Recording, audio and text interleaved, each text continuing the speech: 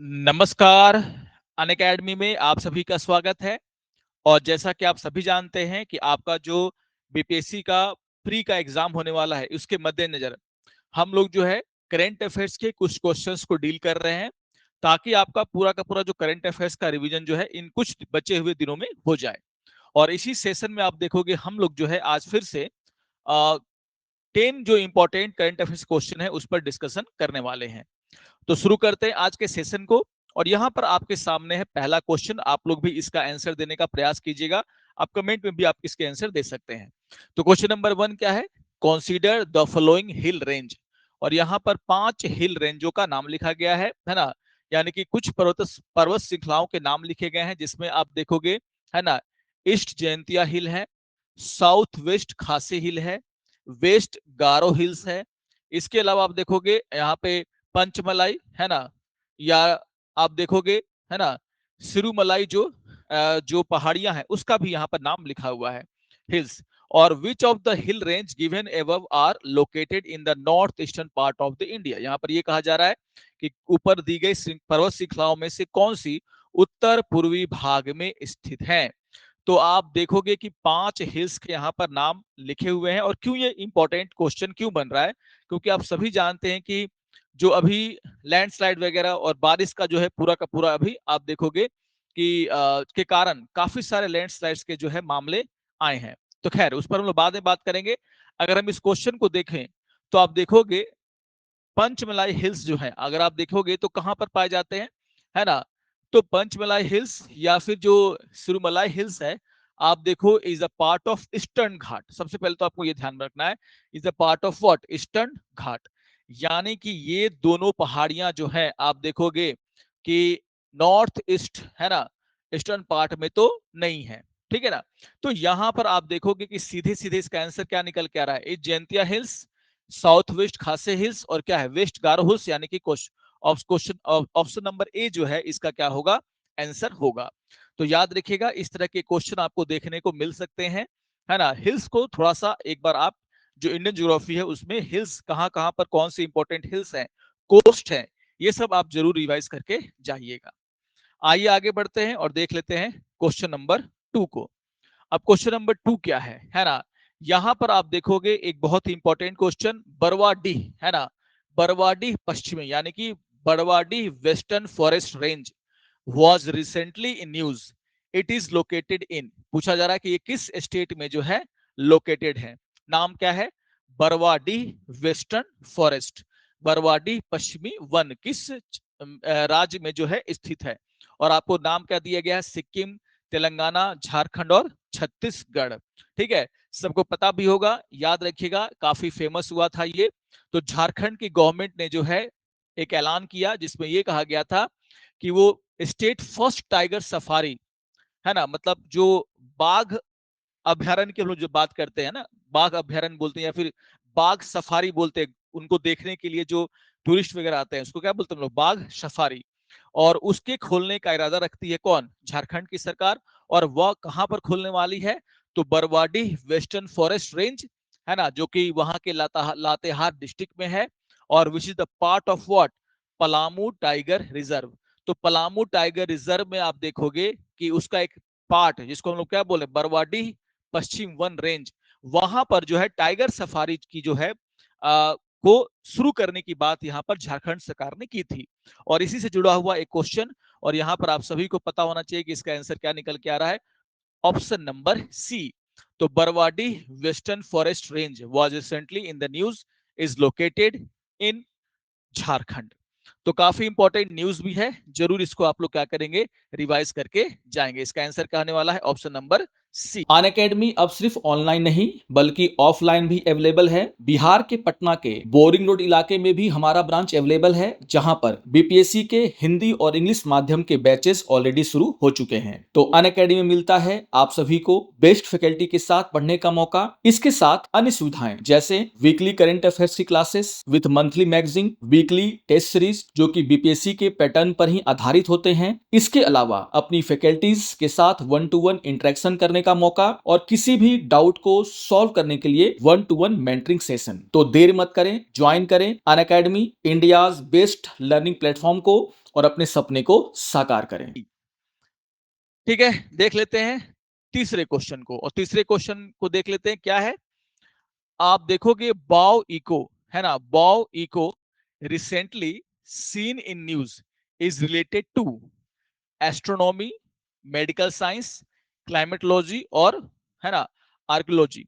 तो आप देखोगे कि पूछा जा रहा है, हिंदी में बोलते धनुष प्रतिध्वनि, इंग्लिश में क्या बोलते बॉ इको। चर्चा का विषय बना था अप्रैल मई के महीने में, और ये किससे जुड़ा हुआ है, खगोल विज्ञान से, चिकित्सा विज्ञान से, जलवायु विज्ञान से, या फिर पुरातत्व से, आर्कियोलॉजी से।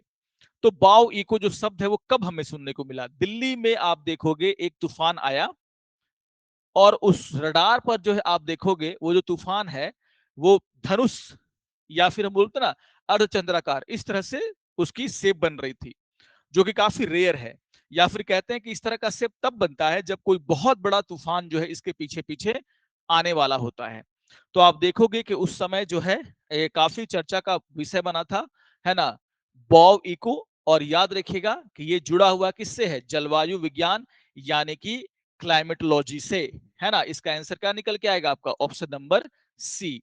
तो बॉब इको एक जो है टर्म है जो कि जलवायु विज्ञान में क्या किया जाता है, यूज किया जाता है, क्लाइमेटोलॉजी में क्या करते हैं, यूज करते हैं। तो काफी इंपॉर्टेंट क्वेश्चन, इसको भी आप लोग जरूर रिवाइज करके जाएंगे। इसके अलावा आप देखोगे एक और क्वेश्चन है जो कि काफी फेमस हुआ, है ना, अभी से 2 महीने पहले मई के महीने में इसका न्यूज आया था कि recently a rare genetic disorder was detected in Brazil, which one is this, यानी कि उसका नाम आपको यहां पर बताना है। तो ब्राजील में जो एक अनुवांशिक विकार का पता चला, है ना, वह कौन सा है। तो यहां पर आप देखोगे डाउन सिंड्रोम का नाम दिया गया है ना, एडवर्ड सिंड्रोम का नाम दिया गया है, हवाना सिंड्रोम का नाम दिया गया है, और चौथा है आपका एस्पियोन एस्पियोन एस्पियोन सिंड्रोम। तो कौन सा वो सिंड्रोम है जो कि ब्राजील में रेयर सिंड्रोम है, जो कि जेनेटिक डिसऑर्डर है, वो देखने को मिला कहां पर, ब्राजील में।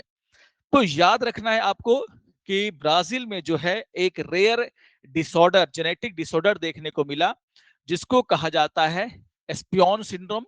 और ये एक जेनेटिक डिसऑर्डर है जिसमें आप देखोगे कि जो नर्वस सिस्टम है इंसान का, वो इसमें क्या होता है, प्रभावित होता है, और इसके कारण जो पूरी की पूरी बॉडी जो है वो धीरे धीरे वीक होने लगती है।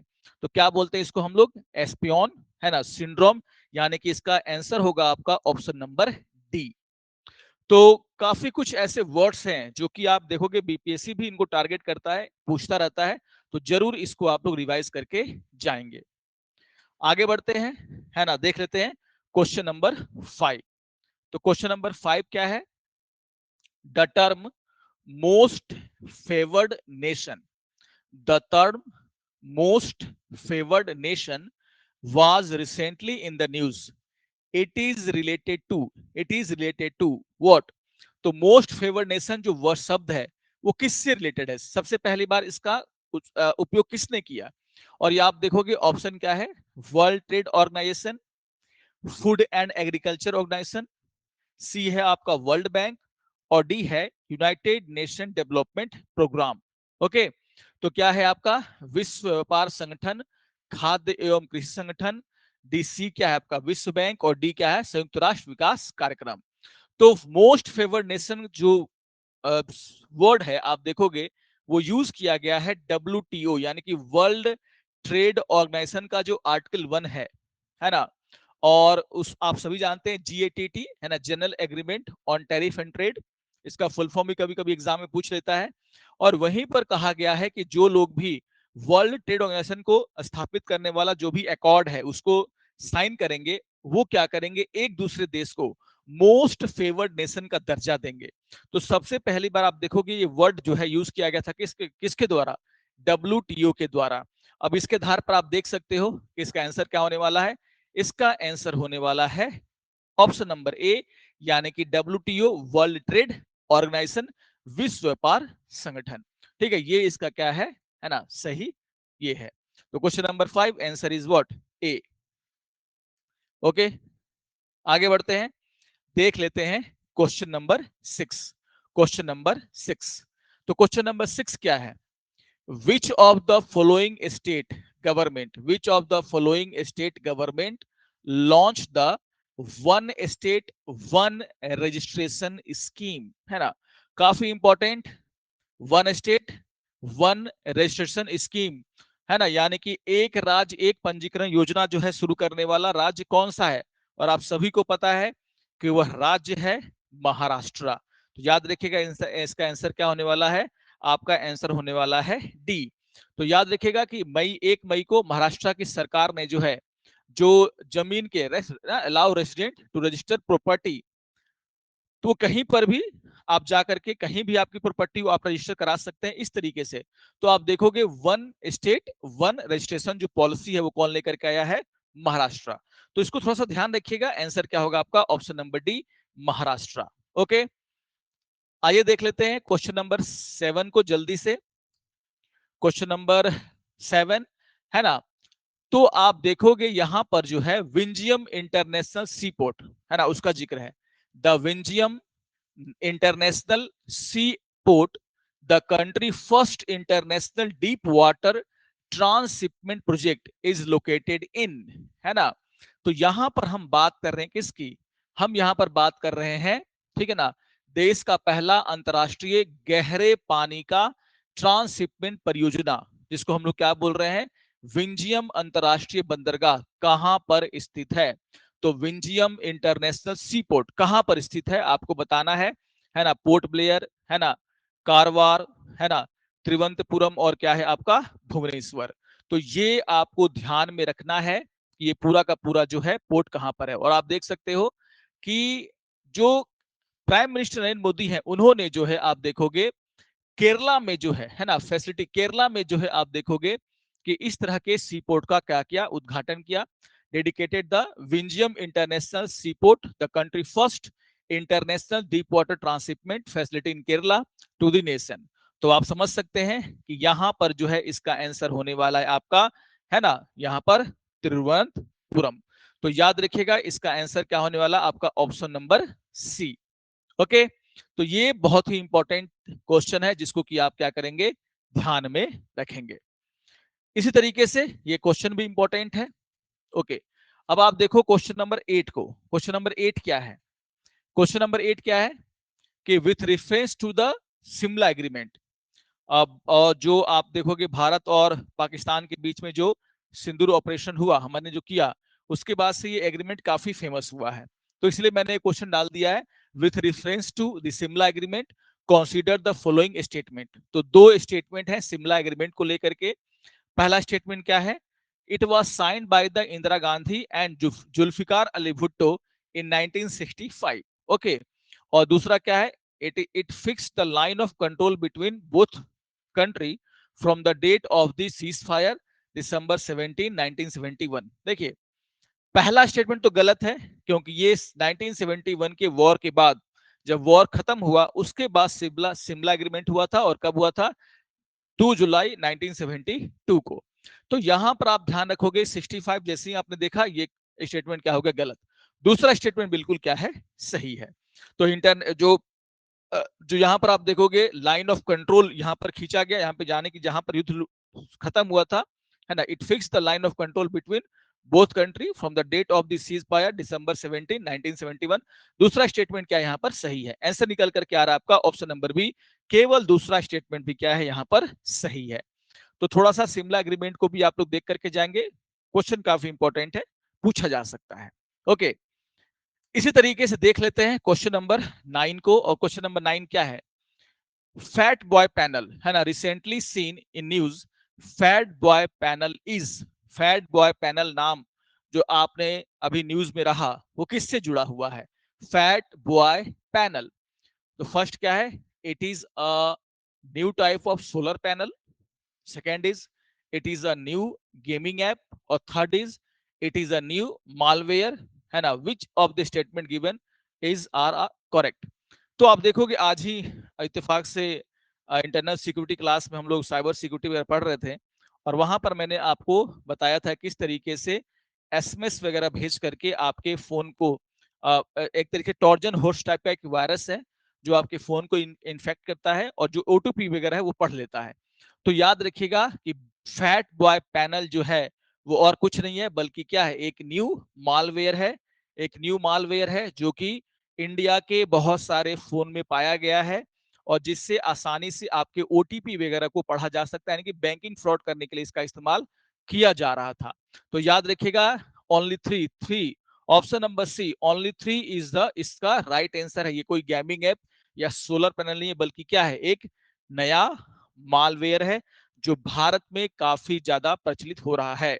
ठीक है, तो question number 9, fat boy panel is related to what, malware. Okay, आगे बढ़ते हैं और देख लेते हैं क्वेश्चन नंबर 10 को। क्वेश्चन नंबर 10 क्या है, north sentinel island was recently in the news, okay, is located इन, यहां पर दिया हुआ लक्षद्वीप, अंडमान एंड निकोबार, है ना, आंध्र प्रदेश और तमिलनाडु। तो सबको पता है कि north sentinel island was recently in the news. Question number 10 का आंसर जो है आप सभी जो है कमेंट करके मुझे देंगे। बस यही एक थोड़ा सा ट्विस्ट है। क्वेश्चन नंबर 10 थोड़ा सा मुझे आप लोग जो है अपने कमेंट में मुझे बताइए कि क्वेश्चन नंबर 10 का आंसर क्या होने वाला है, और सभी का आंसर जो है आना चाहिए सही। बस आपको याद रखना है नॉर्थ सेंटिनल आइलैंड जो है कहां पर है, ठीक है ना, ये चीजें। ये आप देखोगे ये दूसरा क्वेश्चन का यहां पर ये आ गया है। क्वेश्चन नंबर 10 याद रखिएगा, है ना, ये तो नॉर्थ सेंटिनल आइलैंड कहां पर स्थित है, थोड़ा सा आप मुझे कमेंट करके बताएंगे। सारे क्वेश्चन का आंसर मैंने आपको बता दिया, लास्ट क्वेश्चन का आंसर आप सभी को मुझे बताना है। ओके, तो ये था आपके 10 क्वेश्चन, ठीक है। और यहां पर आप देखोगे कि इसी तरीके से हम लोग आने वाले समय में भी कुछ क्वेश्चंस को रिवाइज करते रहेंगे ताकि आपका जो करंट अफेयर्स का क्विज वगैरह है होते रहे, आपका वो चीज भी रिवाइज हो जाए। तो अगर आपको ये सेशन अच्छा लगा हो तो आप जरूर इसको लाइक करेंगे, अपने कमेंट हमें देंगे, ताकि हम इसी तरीके से आपके लिए एग्जाम ओरिएंटेड जो सेशन लेकर के आ सकें। तो मिलते हैं नेक्स्ट सेशन में, तब तक के लिए नमस्कार और धन्यवाद।